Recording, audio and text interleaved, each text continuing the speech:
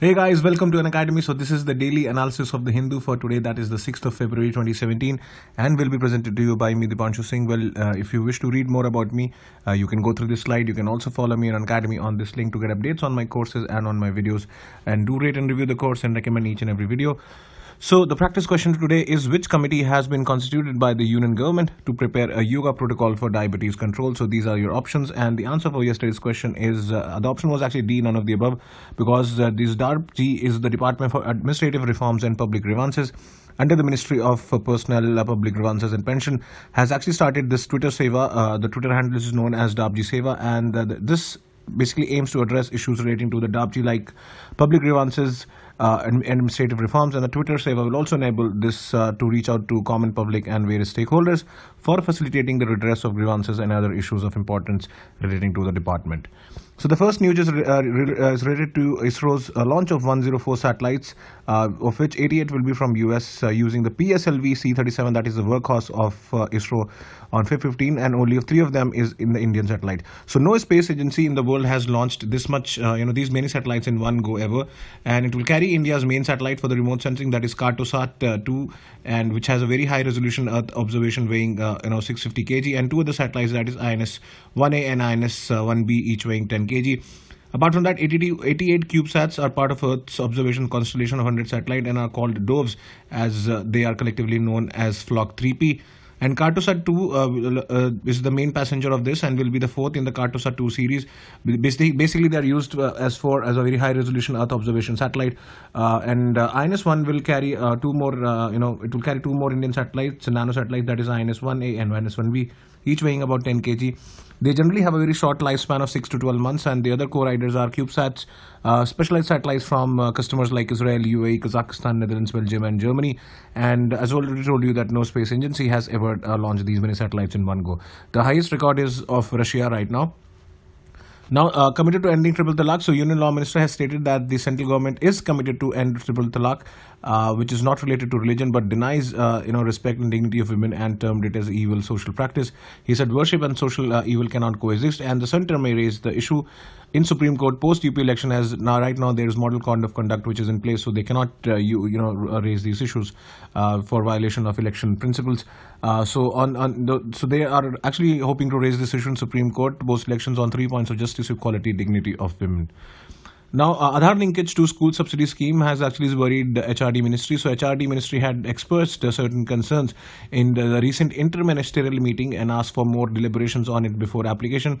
So, this scheme will actually have huge implication on impacting the education. So, as per under the Section 7 of Aadhaar Act, the central government can actually enable a person or the state government for the purpose of establishing identity of an individual as a condition for receipt of a subsidy or a service.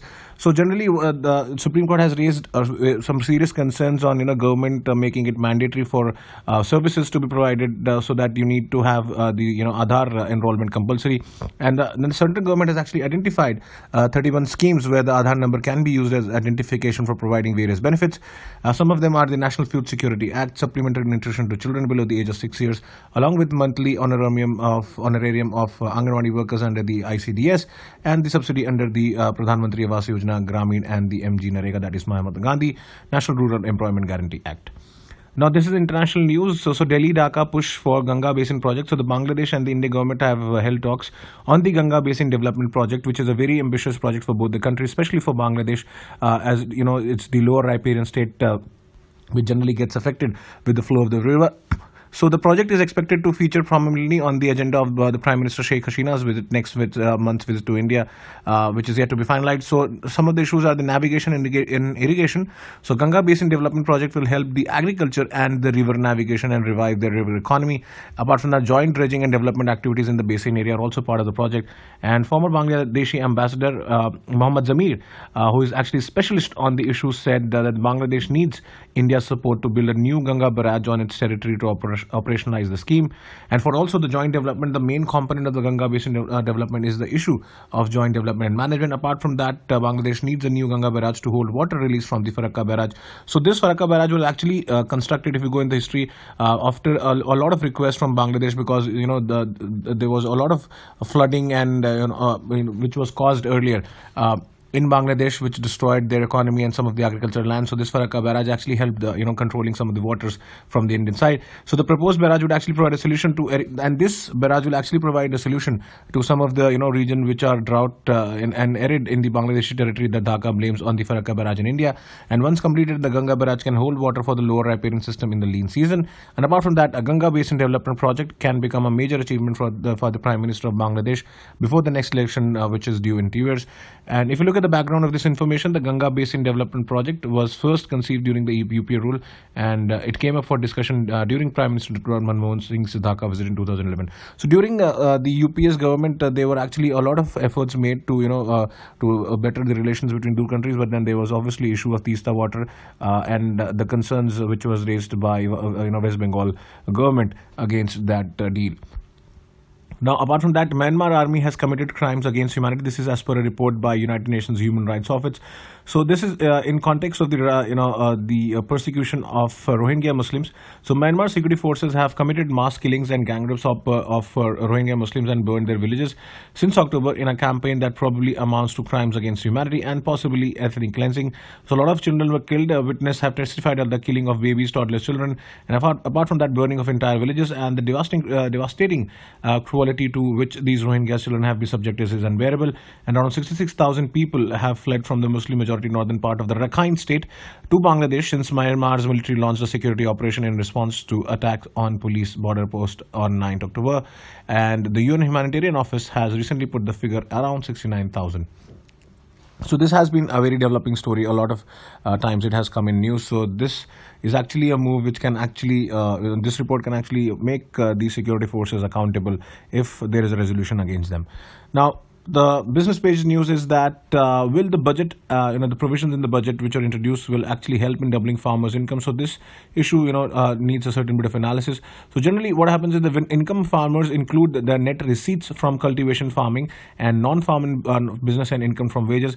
And average monthly income of farmers has been assessed about rupees 6,462 by the Situation Assessment Survey of the agricultural household in the NSS 70th round. And for cultivation-related expenses, farmers mostly dependent on loans from the NSSO and from loans from the banks, and the NSSO, the survey reveals that half of the farmer households were neck deep in debt. So we already covered this in a lot of news that there is a lot of pressure on farmers, especially from these banks and not from the local money lenders, which forces them to commit suicide. And for real increase in income, farmer they require high return on their produce, and it is high time that the recommendations of the National Commission on Farmers, that is to provide a minimum price of total cost of production plus 50%, are implemented.